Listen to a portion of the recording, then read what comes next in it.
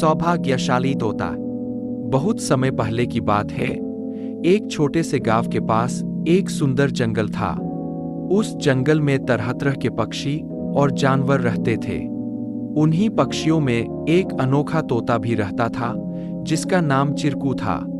चिरकू को लोग सौभाग्यशाली तोता के नाम से जानते थे, क्योंकि जहां भी वह जाता, वहां कोई न कोई चमत्कार हो जाता या किसी की किस्मत बदल जाती।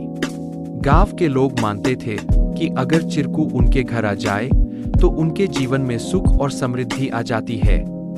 चिरकू हमेशा खुश रहता और अपनी मधुर आवाज में गाने गाता। लोग उसे फल और अनाज खिलाते और उसकी भलाई की कामना करते थे।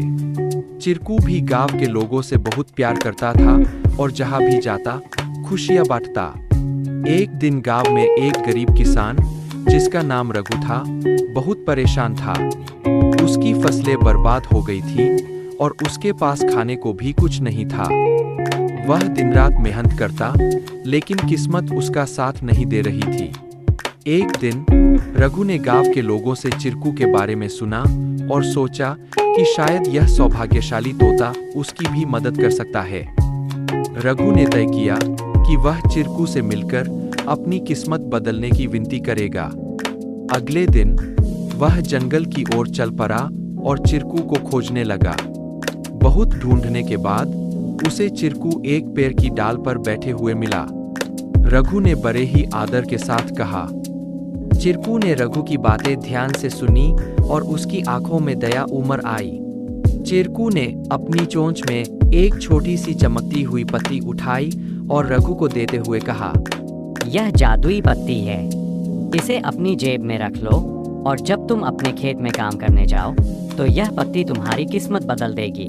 रघु ने धन्यवाद कहा और वह पत्ती लेकर अपने घर लौट आया। अगले दिन वह अपने खेत में काम करने के लिए गया। जैसे ही उसने खेत में जुताई शुरू की, अचानक से बारिश होने लगी। उसकी सूखी जमीन हरी भरी हो गई और थोड़े ही समय में उसकी फसलें लहलहा उठीं। रघु की मेहनत सफल हुई और उसकी किस्मत सच में बदल गई। अब रघु के पास भरपूर अनाज था और वह फिर से खुशहाल जीवन जीने लगा। उसने गांव के लोगों को चिरकू की बुद्धिमानी और उसके द्वारा दी गई जादुई पत्ती के बारे में बताया। सभी लोग चिरकू की प्रशंसा करने लगे और उसे और भी अधिक प्यार देने लगे। लेकिन चिरकू ने रघु को एक बात कही थी, याद रखना, यह पत्ती सिर्फ तुम्हारी मेहनत का साथ देगी। अगर तुम मेहनत करना छोड़ दोगे तो यह भी अपना जादू खो देगी। रघु ने चिरकू की बात समझ ली और कड़ी मेहनत जारी रखी। धीरे धीरे उसकी स्थिति पहले से बहुत बेहतर हो गई। वह गांव के सबसे सफल किसानों में से एक बन गया, लेकिन उसने कभी यह नहीं भूला कि उसकी सफलता में चिरकू और उसकी मेहनत का कितना बड़ा हाथ था।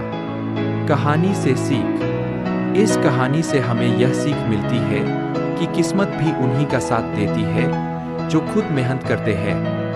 सौभाग्य और अवसर तभी काम आते हैं जब हम अपने प्रयासों से उन्हें सही दिशा देते हैं। Please like, share and subscribe our channel to learn more.